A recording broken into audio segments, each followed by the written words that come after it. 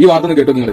നമ്മുടെ നാട്ടിൽ നിയമത്തിന്റെ അവസ്ഥ ആലോചിച്ചിട്ട് സങ്കടം വരും കേട്ടോ. ഈ നിയമത്തിൽ ശിക്ഷിക്കപ്പെടുന്നത് നിരപരാധികളായ പാവപ്പെട്ട ആളുകളാണ്. എന്നാൽ ശിക്ഷിക്കപ്പെടേണ്ട ആളുകളോ നിയമത്തിന്റെ പഴുതിലൂടെ ഇങ്ങനെ ഒളിച്ചോടിച്ച് രക്ഷപ്പെടുക. അവരിപ്പോ പിടിക്കപ്പെട്ടിട്ട് ശിക്ഷിക്കപ്പെട്ടാലോ പണത്തിന്റെയും രാഷ്ട്രീയ പിടിപാടൊക്കെ ഉപയോഗിച്ചിട്ട് രക്ഷപ്പെടുകയാണ്.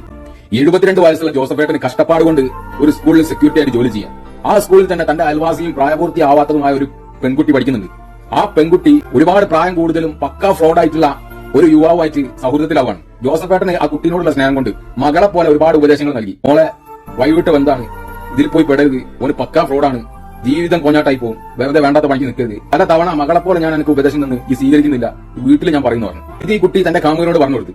ഇത് കേട്ട ഉടനെ തന്നെ കാമുകിയോട് പറഞ്ഞ് നമ്മളെ ഈ ആത്മാർത്ഥ പ്രണയത്തിന് ജോസഫേട്ടന് വില്ലനാണ്, തീർച്ചയായിട്ടും ജോസഫേട്ടന് ഒരു 8 പണി കൊടുക്കണം, ഞാൻ പറഞ്ഞ പോലെ ഞങ്ങൾ ചെയ്താണെന്ന് പറഞ്ഞു.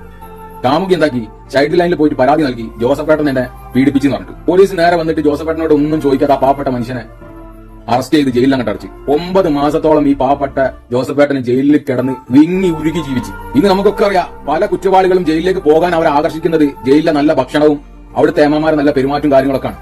പക്ഷെ ജോസഫേട്ടന് ജയിലിൽ പോയിട്ട് ജയിലിൽ കിടക്കുന്ന അവസരത്തിൽ നല്ല നല്ല ഭക്ഷണങ്ങൾ എത്രയോ ജോസഫേട്ടന് മുന്നിലൂടെ കടന്നുപോയിട്ടും ജോസഫേട്ടന് മനസ്സ് വിങ്ങിപ്പൊട്ടുന്നത് കാരണം ആ കുട്ടി മകളെ പോലെ സ്നേഹിച്ച ആ കുട്ടിനോട് ഈ ചതി ചെയ്തല്ലോ എന്ന് ഓർത്തിട്ട് ഭക്ഷണമൊന്നും കഴിക്കാതെ ആകെ ക്ഷീണിതനായി കറിയാലാണ് 24 മണിക്കൂർ. അങ്ങനെ ജോസഫേട്ടന് ജയിലായതിനു ശേഷം ഈ കാമുകന്മാർക്ക് ഒരു പ്രശ്നമില്ലാതെ അവർ നല്ല രീതിയിൽ അങ്ങോട്ട് ആഘോഷിച്ച് കുറച്ച് മാസങ്ങൾക്ക് ശേഷം ജോസഫേട്ടന്റെ വിചാരണയുടെ സമയത്ത് ഈ കുട്ടിനെ കോടതിയിൽ ഓൺലൈനായിട്ട് സ്ക്രീനിൽ ഇങ്ങനെ ജോസഫേട്ടനെ കാണിച്ചു കൊടുത്തിട്ട് ഇയാളാണ് പീഡിപ്പിച്ചെന്ന് ചോദിച്ചപ്പോ സാഹചര്യം മൂലം ഞാൻ അറിയാതെ പറഞ്ഞു പോയതാണ്, ഇദ്ദേഹം എന്നെ പീഡിപ്പിച്ചിട്ടൊന്നുമില്ല, എനിക്ക് അങ്ങനെ പറയേണ്ടി വന്നതാണ്, എന്റെ കാമുകന്റെ പ്രഷർ മൂലം അങ്ങനെ പറഞ്ഞു പോയതാണെന്ന് പറഞ്ഞു. ഈ കേസും കൂട്ടായിട്ടൊന്നും പോകാൻ ജോസഫേട്ടന്റെ അടുത്ത് കയ്യിൽ കായില്ലല്ലോ. കായ് ഉണ്ടെങ്കിൽ മുപ്പര സെക്യൂരിറ്റി പണിക്ക് നിൽക്കുമോ? ഒരിക്കലുമില്ല. അദ്ദേഹത്തിന്റെ സങ്കടം കണ്ടിട്ട് ആലപ്പുഴയിലെ അഡ്വക്കേറ്റ് ബൈജു സാർ ഫ്രീ ആയിട്ട് അങ്ങോട്ട് കേസ് വാദിച്ച് 9 മാസങ്ങൾക്ക് ശേഷം ജോസഫേട്ടന്റെ നിരപരാധിത്വം തെളിഞ്ഞിട്ട് കോടതി വെറുതെ വിട്ടു. ജോസഫേട്ടൻ പറയണമെന്ന് കേട്ടോ നിങ്ങൾ? ഈ ആളെ കാണുകൾ പിടിച്ച് ജയിലിട്ട് ആളുകൾ എന്റെ മക്കളെ വെച്ച് ബാക്കി എല്ലാവരും എന്നെ കാണുന്ന തലയിച്ചുണ്ട്. ഈ കുട്ടിക്ക് അങ്ങനെയുള്ള അറിയില്ലായിരിക്കും, അങ്ങനെ വരുന്ന കണ്ടെങ്കിൽ അത് പറയുന്നത് എനിക്ക് തോന്നുന്നു, എന്റെ പേര് പറയുന്നു. അവനാണ് ഫ്രോഡായിരുന്നു, അത് സാറിനും അറിയാം. അവനാണ് ഫ്രോഡായിരുന്നു, അവനാണ് പറയിപ്പിച്ചെന്ന് എല്ലാം വേറെ വഴിയില്ല. വിചാരണ തുടങ്ങിയപ്പോൾ എന്നെ നേരിട്ട് കണ്ട് ഈ ഓൺലൈനല്ല. നാട്ടിലാണെങ്കിൽ ഇത്തരം കേസ് കൊടുക്കുന്ന ആളുകൾ ഇനി മേലാൽ ഇത് ഇത്തരം നിയമങ്ങൾ ദുരുപയോഗം ചെയ്യില്ല.